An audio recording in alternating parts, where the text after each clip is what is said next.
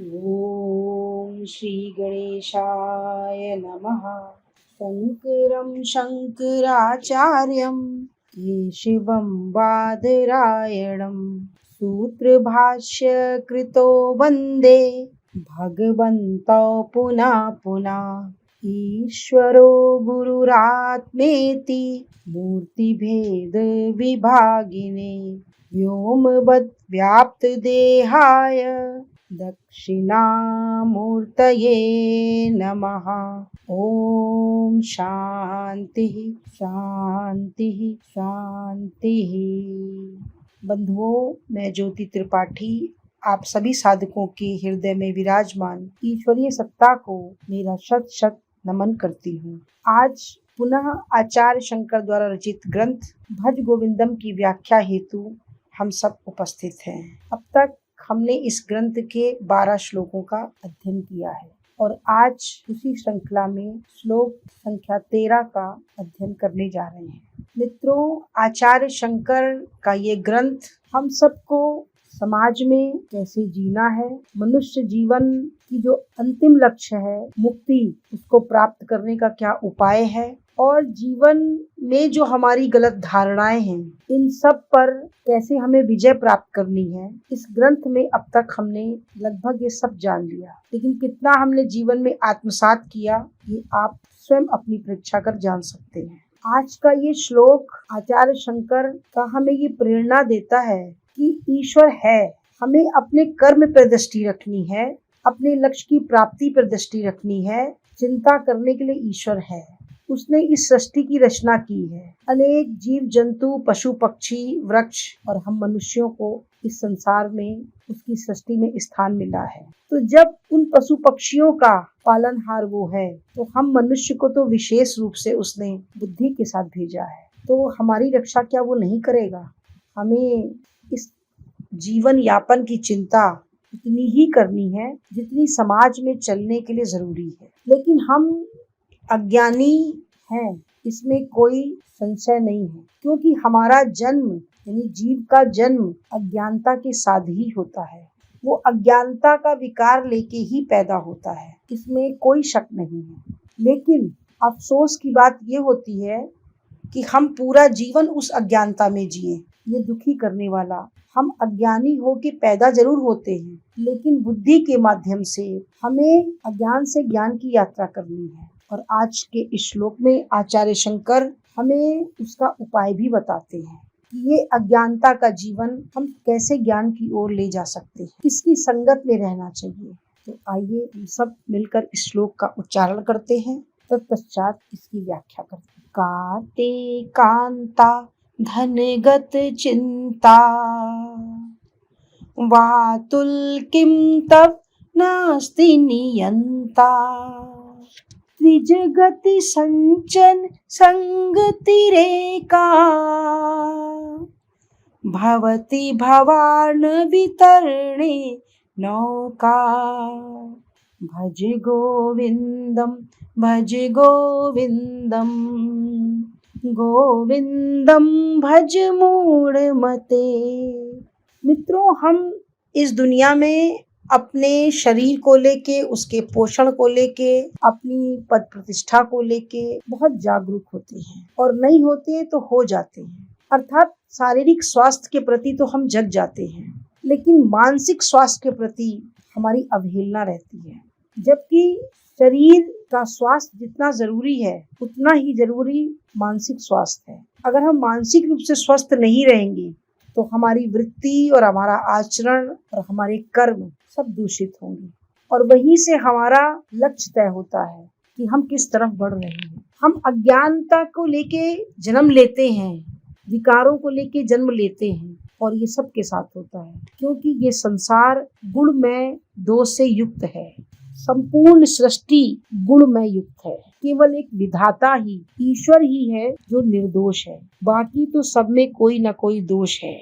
जड़ चेतन गुण दोषमय विश्व कीन करतार संत हंस गुण गाएं पै हरि वारि विकार। तो जब समस्त सृष्टि में गुण और दोष दोनों है, तो हम में भी वही है। लेकिन उन गुण दोषों को छांटने के लिए, उनमें विभाजन करने के लिए परमात्मा ने हमें पशु पक्षी योनि से भिन्न एक मस्तिष्क दिया है। और यही कारण है कि मनुष्य जीवन अनमोल हो जाता है। अपनी प्रज्ञा के चलते, अपने विचार करने की शक्ति के चलते मनुष्य ही एक ऐसा प्राणी है जो सोच सकता है, विचार सकता है, और सोच कर विचार कर वो अपना उद्धार कर सकता है और जीते जी वो संसार के कलुषों से बच सकता है, और यही मुक्ति है। लेकिन हम इस ओर ध्यान नहीं देते। हमारा ध्यान संसार के मोह माया में और संसार के विषयों पर रहता है। आचार्य शंकर इस श्लोक में कांता शब्द का प्रयोग करते हैं। कांता मतलब सामान्यतः स्त्री,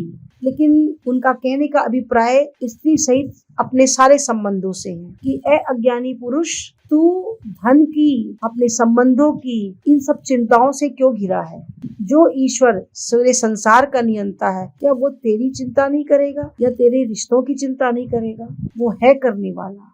और इस सारे संसार में जन्म और मृत्यु से संबंधित जितने भी परिवर्तन हैं, इन सब से पार लगाने की एकमात्र नौका है, और वो है संगति। त्रिजति सज्जन संग तिरेका, यानी सज्जनों की संगति अर्थात सत्संग। तो ए अज्ञानी पुरुष, तू गोविंद को याद कर, ईश्वर का भजन कर, सज्जनों की संगति कर।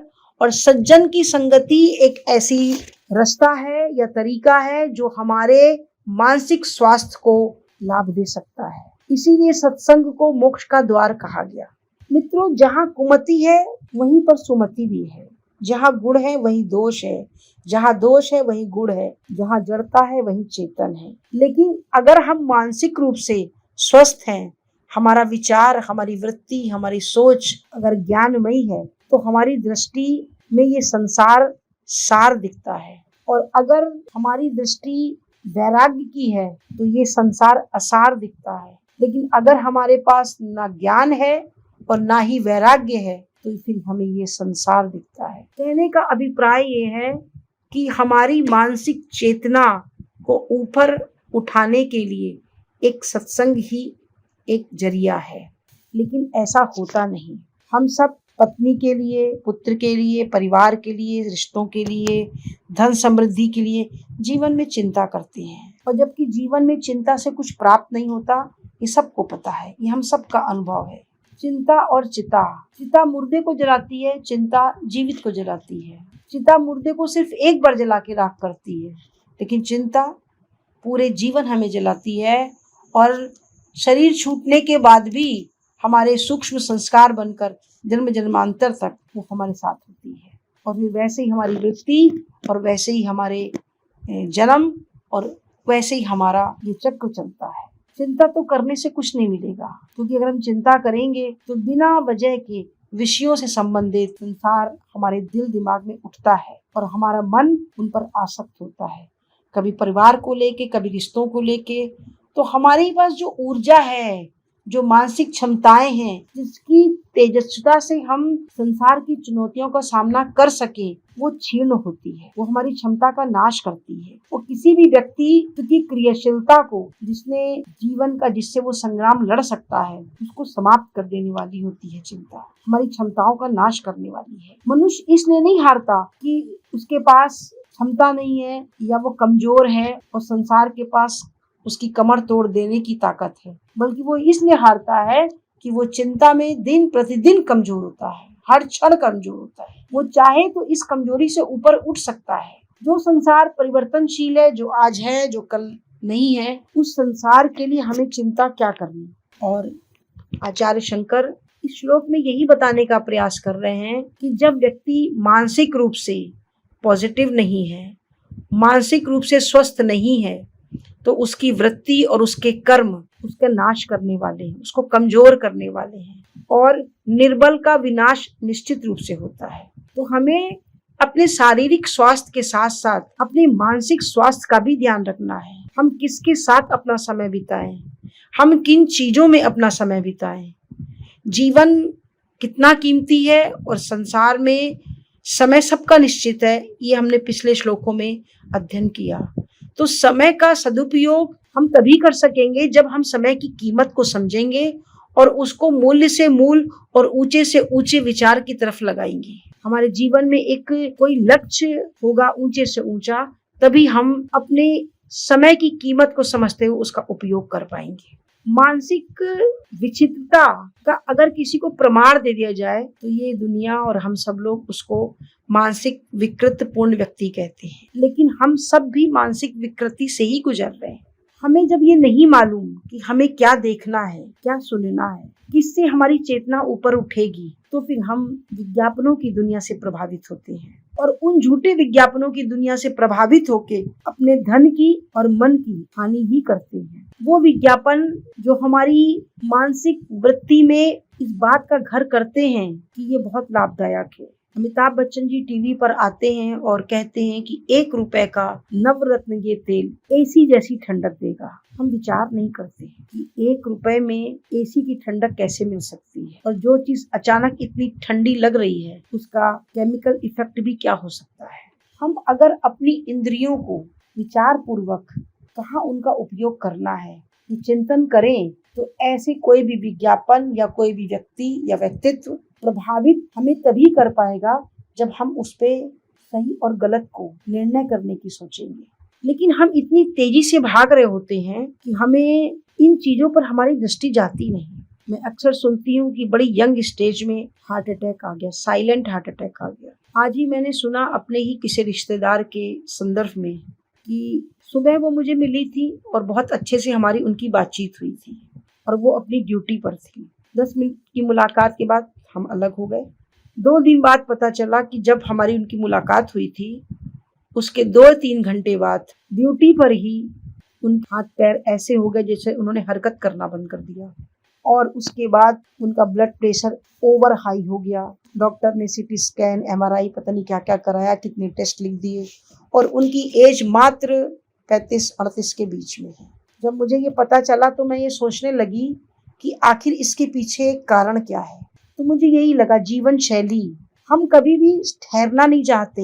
हम एक अच्छी पोस्ट पर हैं, हम अच्छी तनख्वाह पा रहे हैं, हमारा इतना रुतबा है, हम अच्छा खाएंगे तो हमारा मुंह चमकेगा, हमारी बॉडी में वेट कम होगा, इतना तो हम जान गए हैं। लेकिन हम अपने मन को कौन सी खुराक दे रहे हैं, हम कितना क्रोध कर रहे हैं, हम दिन में कितना मोबाइल सुन रहे हैं, हम कितना चिल्ला रहे हैं, हम कैसा सोच रहे हैं, हमारा समय किन चीज़ों पे ज़्यादा व्यतीत होता है, इधर हमारी दृष्टि नहीं जाती। तो जहाँ हम समृद्धि से, धन से भर रहे होते हैं, वहाँ हम अपने मानसिक रूप से खाली हो रहे होते हैं। आचार्य शंकर इस श्लोक में यही बताने की कोशिश कर रहे हैं कि इतनी भाग दौड़ भरी जिंदगी में तुम स्त्री की, बच्चों की, परिवार की, धन की चिंता में जो भागे जा रहे हो और ऐसे विचारों से ग्रस्त हो गए हो जहाँ पे तुम्हें सही और दिशा देखने की समझ नहीं डेवलप हो रही है, वहाँ पर उन विचारों से मुक्त होने का उपाय तुम्हारे पास क्या है। अगर ऐसा तुम्हारा जीवन भाग दौड़ में बन भी गया है तो उसको इस उपाय से दूर कर सकते हैं। वो उपाय कौन सा है? सज्जन का साथ, सत्संग। सज्जन कौन है? जो सदाचारी है, जो संयमी है, जो स्थिर है, जो सरल है, जो सहज है, वो सज्जन है। मित्रों, ये तो परम सत्य है कि सत्संग हमारे मोक्ष का द्वार है। और मोक्ष है क्या? मैंने बार बार बताया है, मोक्ष अर्थात मुक्ति और मुक्ति अर्थात जीते जी मुक्ति, यानी जीते जी संसार के क्लेशों से हम मुक्त हो जाएं, यही मुक्ति है। इस संसार के जो क्लेश हैं, जो चिंता, फिक्र, दौड़ भाग जो हमें परेशान करने वाली है, इनसे हम मुक्त हो जाएं, यही मुक्ति है, यही मोक्ष है। और ये कहाँ मिलेगा? ये सज्जन के पास मिलेगा, ज्ञानी के पास मिलेगा, साधु के पास मिलेगा। विद्वान के पास अपनी महत्ता है, लेकिन विद्वान के पास ये नहीं मिलेगा, क्योंकि सज्जन वो है जिसने जीवन की सत्यता को और जीवन की अच्छाइयों को अपने जीवन में लागू किया हो, आचरण में लागू किया हो, जिसके अंदर संयम हो, जिसके अंदर धैर्य हो, सहन शक्ति हो, जिसका आचरण ऐसा हो, वो सज्जन है। विद्वान नॉलेजेबल हो सकता है, वो अपने विषय में पारंगत हो सकता है, उसकी अपनी महत्ता है, लेकिन आचरण में जब तक नहीं आएगा तब तक हम बाहर की तरफ ही देखेंगे, और जब तक हम बाहर बहिर्मुख रहेंगे तब तक लौकिक सुख आएंगे और जाएंगे और हमें इन क्लेशों से मुक्त होने के लिए अंतर्मुख होना पड़ेगा। अंतर्मुखता ही वो दशा है जिसमें हम इन क्लेशों से मुक्त हो सकते हैं, हम ठहर सकते हैं, हम विचार कर सकते हैं। बहिर्मुख हम जब तक रहेंगे तब तक उन चीजों के पीछे भागेंगे जो आज है कल नहीं, उन जगहों पे समय देंगे जहाँ जो आज है कल नहीं, आ रहा है जा रहा है भागता हुआ दिख रहा है। ये सब हमको लौकिक सुख तो दे सकते हैं लेकिन आध्यात्मिक सुख नहीं दे सकते। आध्यात्मिक सुख प्राप्त करने के लिए हमें अंतर्मुखता चाहिए, हमें खुद को देखना है, खुद को ठहरना है, हम कितना बर्दाश्त कर पाते हैं, हम कितना सहन शक्ति है हमारे अंदर, कितना धैर्य है, हम जीवन में क्या लागू कर रहे हैं, हम सरल कितने हैं। हमें इन सब आचरणों पे देखना है। और जो भी कुछ आता है और जाता है, यानी कि जो भी कुछ बाहर है वो सब अनात्म है, उसका आत्मा से कोई लेना देना नहीं। लेकिन हम चूंकि आत्मा हैं, हम हमेशा हैं। अभी मैं आपके साथ सत्संग कर रही हूँ तो मैं हूँ, सत्संग बंद हो जाएगा तब भी मैं रहूंगी, लेकिन हम और आप नहीं होंगे। मैं रहूंगी, आप और हम नहीं रहेंगे। अभी मैं यहाँ बैठी हूँ, उठ के फिर मैं वहां जाऊंगी तो मैं वहां भी रहूंगी, यहाँ नहीं रहूंगी। कहने का मतलब है संसार की चीजें मिलती हैं, संयोग होता है और वियोग होता है, लेकिन हमारा होना हर वक्त होता है, शरीर रहने पर भी और शरीर रहने के बाद भी। और ये चीजें हमें विवेकी व्यक्ति के साथ, सत्संगी के साथ, सज्जन के साथ मिलेगी। जो जिस व्यक्ति के साथ रह करके हम अपने तक पहुंचने की सोचें, हमारा विवेक जागृत हो, हमें धर्म की रास्ते पे चलने जो सिखाए, जो सत्य का रास्ता बताए, वही सज्जन है। और बताए नहीं, वो उसके जीवन में दिखता हो, लागू होता हो, वो सज्जन है। आचार्य शंकर कहते हैं कैलय रहित जीवन केवल सत्संग में मिल सकता है, क्योंकि सत्संग से ही हमें वो विचार आता है। और जब वो विचार आएगा, बार बार आएगा, तो फिर हमारे अंदर वो संस्कार पैदा होगा। और संस्कार हमारे जीवन की नींव है, संस्कार ही है जो हमें बचाता है। अब प्रश्न ये भी उठता है सत्संग कब तक किया जाए? तो जीवन भर किया जाए। बहुत से ऐसे परमात्मा ने हमको चीजें दी हैं जो हम कभी किसी से सवाल नहीं करते ऐसा क्यों कर दिया, न भगवान से पूछते, न किसी महात्मा से पूछते हैं। हमारे नाखून स्वतः बढ़ते हैं, हम किसी भी संत से पूछने नहीं जाते इसको काटे कि ना काटे, हम काट देते हैं और निरंतर काटते हैं। पुरुष भाइयों को ईश्वर ने दाढ़ी मूछ दी है, वो किसी से नहीं पूछते इसको बनाए कि ना बनाए, वो बनाते हैं शारीरिक सुंदरता के लिए, अपने सुख के लिए।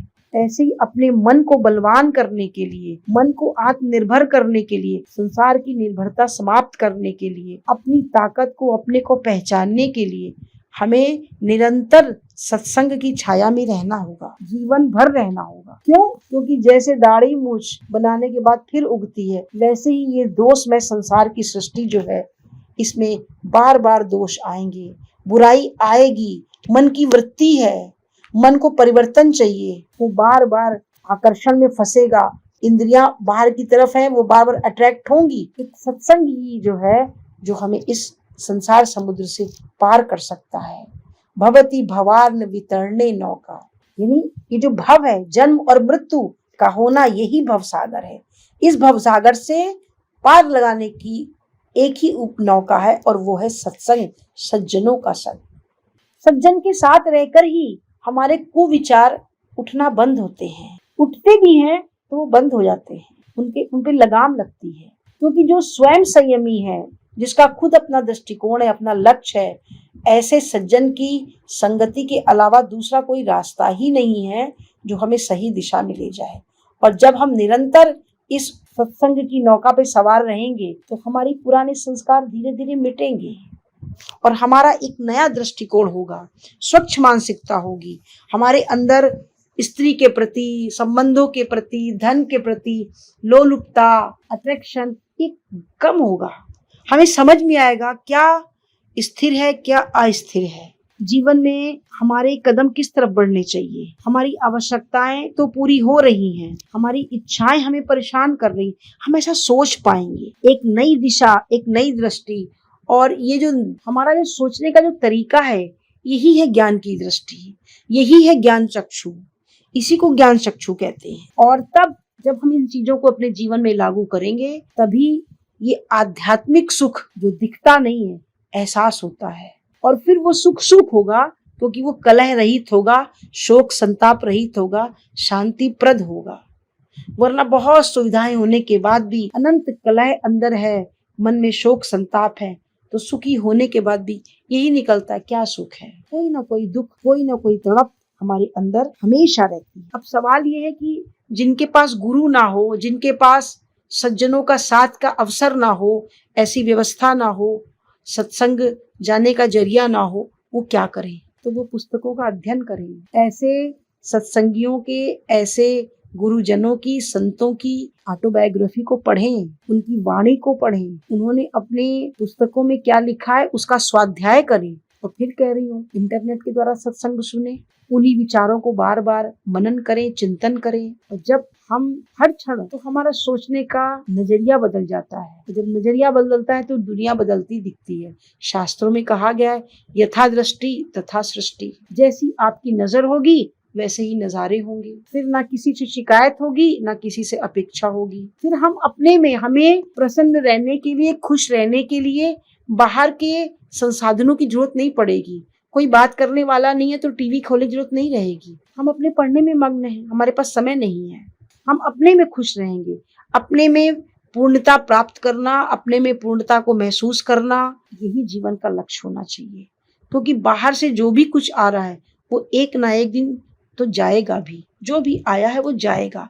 इस संसार में जितनी सत्य मृत्यु है उतना ही सत्य परिवर्तन है। इस संसार का ये नियम है, परिवर्तन। और परिवर्तन को स्वीकारने में हमें बहुत तकलीफ होती है जब हम अपने मानसिक स्तर पर कमजोर होते हैं। हमारे अंदर धैर्य, सहन शक्ति, बल, आत्मलंबन, आत्मविश्वास नहीं होता है, तब हम यकायक किसी परिवर्तन को स्वीकार नहीं कर पाते हैं। पति मिला है तो एक दिन वो बिछुड़ेगा भी। पत्नी आई है जीवन में, सुख दिया है तो एक दिन वो जाएगी भी। तो अचानक होने वाला ये परिवर्तन हमें हिला देता है जब हम मानसिक रूप से कमजोर होते हैं। और मानसिक रूप से मजबूत होने का एकमात्र रास्ता है सत्संग, सज्जनों का संग। यही कारण है कि सज्जन पुरुष, साधु पुरुष, संत पुरुष, इनके पास पत्नी नहीं है फिर भी ये प्रसन्न है, पति नहीं है फिर भी ये प्रसन्न है, टेलीविजन नहीं है तब भी प्रसन्न है, मोबाइल अगर नहीं है, यूट्यूब नहीं है, एंटरटेनमेंट बाहर के नहीं है तब भी ये प्रसन्न है। कारण क्या है? क्योंकि ये आत्मरत्न है। इन्होंने संसार की नश्वरता को जान लिया है, संसार की सत्यता को जान लिया है। और केवल ये सारे विचार, ये सोच, ये मात्र हमें सत्संग से ही मिलते हैं। इस प्रकार की दृढ़ता, इस तरह की सोच, ये सत्संग से ही मिलता है। फिर हमें चिंता नहीं है। हम जान गए हैं सत्य को कि वो परमात्मा है। हम नहीं रहेंगे तो पत्नी को भी देखेगा, बच्चों का भी इंतजाम करेगा, इस संसार के सारे पशु पक्षी का इंतजाम कर रहा है। दुनिया के सारे मच्छर हमारा आपका खून पी के थोड़ी ना जीवित हैं। न जाने कितने मच्छर जीवित हैं। पक्के से पक्के सीमेंटेड टाइल्स वाले मकानों में भी चींटी अपना भोजन ढूंढ लेती है। कहाँ से ढूंढ लेती है? कौन करता है? हम और आप तो करते नहीं, लेकिन वो भोजन ढूंढती है। न जाने कितनी चींटियां, असंख्य चींटियां जिंदा है इस पृथ्वी के तल पर। तो जब इस पृथ्वी के तल पर उस पशु पक्षी जीव योनि सबका व्यवस्था है तो हमारी और हमारे आपके परिवार की का नियंता कोई नहीं है क्या? ऐसा विश्वास, ऐसी श्रद्धा, ऐसी दृढ़ता हमें कहाँ आएगी? उन विचारों से, स्वाध्याय से, सत्संग से, सज्जन के संग रहने से। इस दुनिया में जितने भी रिश्ते नाते हैं ये सब जरूरत पर आधारित है। मात पिता चा पुत्राश्च स्त्री सहोदर बांधवाहा स्वार्थ संबंधिना सर्वे तस्मात् जगरहि जागरहि। संसार के सारे संबंध, माता पिता, पति पत्नी, भाई बहन, पुत्र पौत्र, सब के सब स्वार्थ के लिए संबंध जोड़ते हैं। मित्रों, स्वार्थ का मतलब निगेटिव नहीं, जरूरत पर आधारित है ये संबंध। हम सब एक दूसरे की जरूरत को पूरा कर रहे हैं और जैसी जरूरत समाप्त होती है संबंध भी समाप्त हो जाते हैं। वही पुत्री जो आज हमारी है, विवाह होने पे पति की हो जाती है, हमारे पास आने का समय नहीं होता, उसका अपना परिवार हो जाता है। ये उसकी आवश्यकता है। ऐसा नहीं कि उसने स्वार्थ खत्म हो तो उसने हमको छोड़ दिया। ये उसकी आवश्यकता है, उसकी अपनी जिम्मेदारियां हैं। और ये सब पूर्व जन्म के ऋणानुबंध के चलते अपने ऋण को पूरा करने के लिए, लेन देन के लिए हम मनुष्य एक दूसरे से मिलते हैं। कभी मित्र के रूप में, कभी संबंध के रूप में, कभी पति पत्नी के रूप में, कभी पड़ोसी के रूप में। तो इन सब पर आसक्त होने की आवश्यकता नहीं है। और जैसी लेन देन चुकता होता है, सब अपने अपने रास्ते। तो किस बात का दुख और किस बात का शोक। लेकिन ये बात, ये जो ज्ञान है, ये जो समझ है, ये कैसे मजबूत होगी? सत्संग से। एकमात्र इस पृथ्वी तल पर अगर मुक्ति का कोई द्वार है तो वो है सत्संग। और मुक्ति, कलह से मुक्ति, दुखों से मुक्ति, क्लेश से मुक्ति। हम दुखी क्यों होते हैं? हम दुखी होते कभी शरीर को लेके, कभी परिवार को लेके, कभी किसी के व्यवहार को लेके। तो जब हम इस सत्य को जान जाएंगे कि ये सब क्षणिक है, हम हैं यही एकदम परमानेंट है, तो फिर हमें किसी से शिकायत नहीं होगी, दुख नहीं होगा। और दुख से मुक्त हमारी मुक्ति, यही मुक्ति है। आज के श्लोक में इतना ही। शेष पुनः। ओम पूर्णमदः पूर्णमिदं पूर्णात् पूर्णमुदच्यते पूर्णस्य पूर्णमादाय पूर्णमेवावशिष्यते। ओम शांति शांति शांति।